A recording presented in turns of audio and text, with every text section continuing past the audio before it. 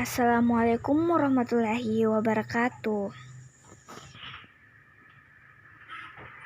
Saya atas nama Rizky Rani kelompok akan membahas tentang pemetaan.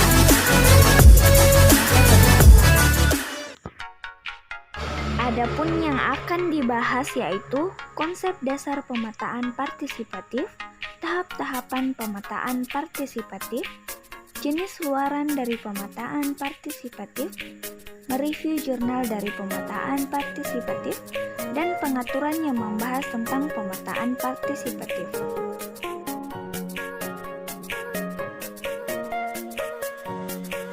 Pemetaan partisipatif adalah suatu metode pemetaan yang menempatkan masyarakat sebagai pelaku pemetaan wilayahnya, sekaligus juga akan menjadi penentu perencanaan pengembangan wilayah mereka sendiri.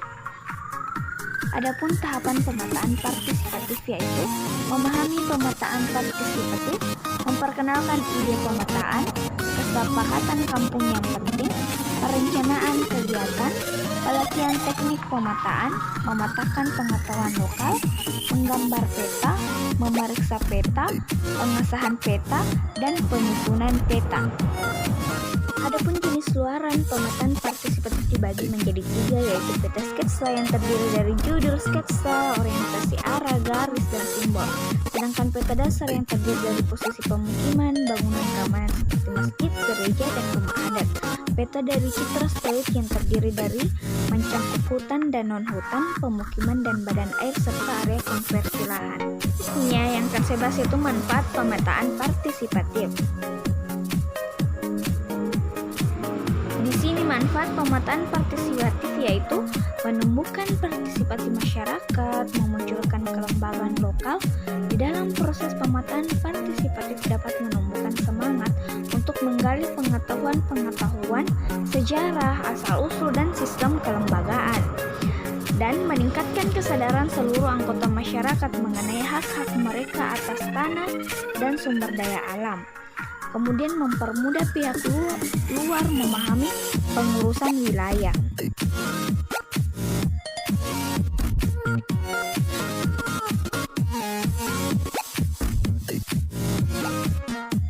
Alat-alat yang digunakan dalam pemetaan partisipatif yaitu kompas, klinometer, dan GPS. Kompas secara umum adalah alat untuk menentukan arah mata angin yaitu utara, selatan, barat, dan timur. Dalam pemetaan partisipatif, kompas digunakan untuk mengukur azimut.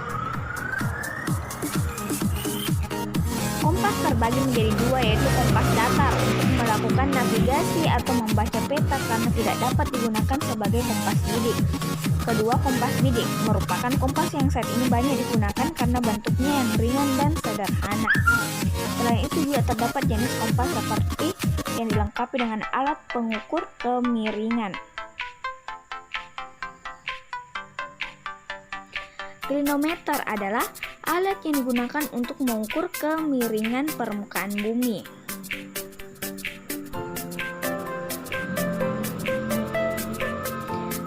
Berikut merupakan gambar klinometer.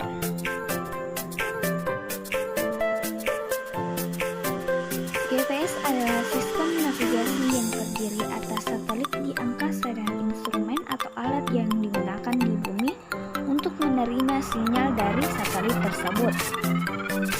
Receiver atau alat penerima GPS yang biasa digunakan dalam pemetaan partisipatif adalah Garmin 12XL yang penggunaannya sangat mudah. Berikut gambar dari GPS yang terdiri dari penggerak kursor, goto yang artinya untuk menuju pada titik atau navigasi, tombol merah untuk menyalakan, quit untuk keluar dari halaman, page untuk membuka halaman berikutnya dalam GPS, mark untuk mengambil titik koordinat, dan enter untuk menyalakan ya atau tidak.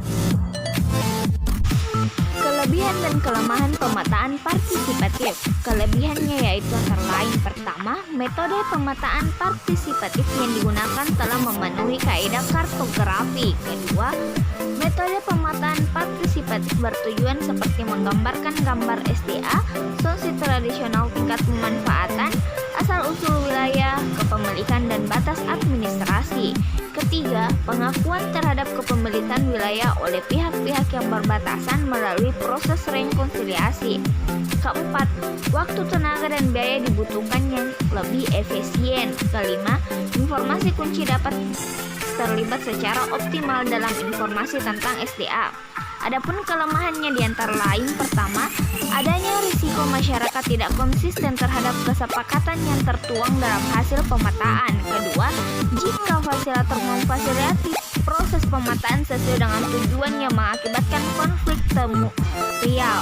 Ketiga, belum ada panduan yang diakui oleh BGI.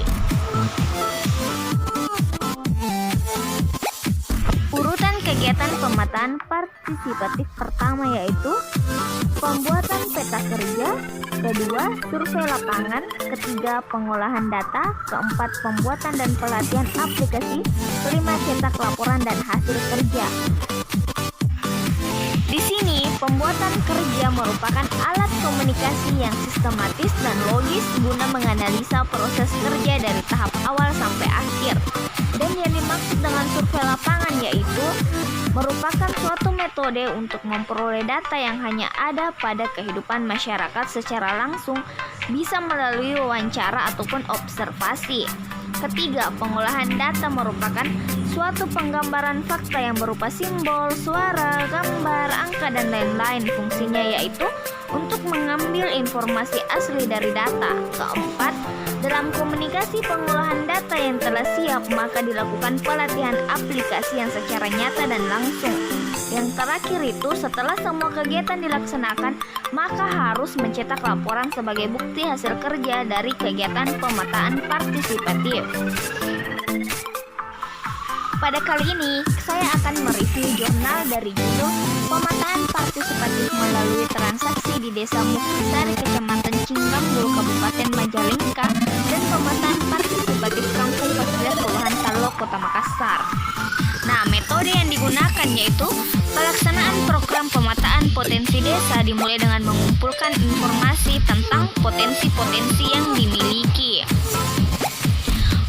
oleh kelompok Muktisari yang terdiri dari 10 orang mahasiswa IPB University dan 10 orang mahasiswa Universitas Majalengka, dibagi menjadi kelompok-kelompok kecil yang terdiri dari 5 orang dan menyebar mengelilingi desa untuk mengumpulkan informasi tersebut.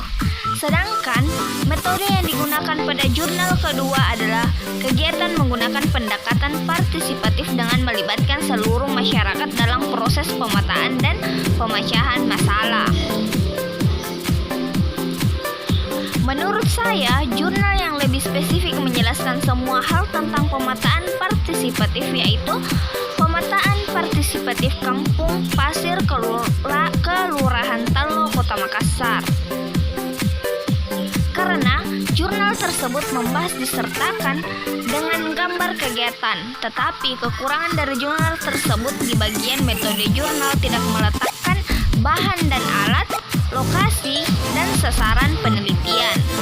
Jurnal tersebut langsung masuk di pembahasan metode pelaksanaannya, berbeda dengan jurnal pertama. Jurnal pertama lebih unggul di metode penelitian karena menjelaskan dengan rinci, tetapi jurnal tersebut menjelaskan pemetaan partisipatif yang mereka lakukan, tapi tidak disertakan dengan bukti atau gambar. Nah, di dalam proses pemetaan partisipatif, baik itu dalam mengenalkan apa itu pemetaan partisipatif kepada masyarakat maupun dalam pelaksanaannya oleh masyarakat, dibutuhkan seorang fasiliator. Fasiliator artinya adalah orang yang memfasilitasi atau memandu dan membantu untuk mempermudah berbagai proses pertemuan dalam kegiatan. Nah, kali ini kami akan membahas tentang peraturan khusus yang membahas pemetaan, yaitu ada Undang-Undang Informasi Geospasial UUIG yang bertujuan dipertanggungjawabkan serta mewujudkan kebergunaan dan keberhasilan IG melalui kerjasama, koordinasi, interaksi, dan sasaran. Peraturan Badan Informasi Geospasial Nomor 12 Tahun 2017 tentang Pedoman Pemetaan Wilayah Masyarakat Hukum Adat. Nomor 1 Tahun 2015 tentang mekanisme peran serta setiap orang dalam jaringan informasi geospasial nasional, Pasal 7 Pemetaan Partisipatif.